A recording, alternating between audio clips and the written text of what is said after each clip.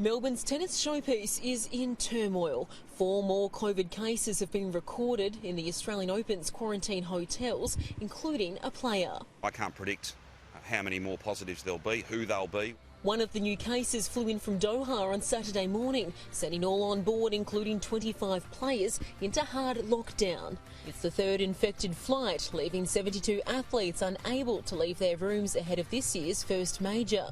World number 1 Novak Djokovic has criticised the quarantine rules and issued a list of 6 demands to Tennis Australia, including better food, shorter quarantine, permission for players and coaches to meet, as well as moving athletes to private houses with tennis courts so they can train.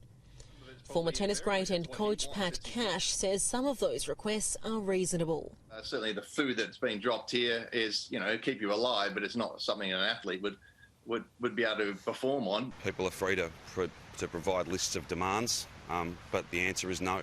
The Joker is unlikely to garner much public support. He notoriously held the Adria Tour event last year with packed crowds and was seen partying topless in a nightclub before contracting the virus himself. He's currently quarantining in Adelaide and isn't under hard lockdown.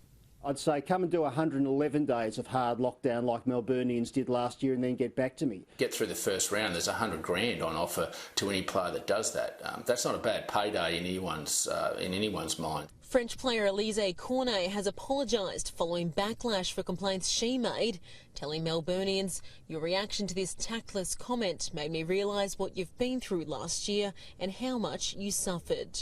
All flights carrying 1,200 players and support staff for the Australian Open have now arrived. The Chief Health Officer says there could be even more positive cases in coming days.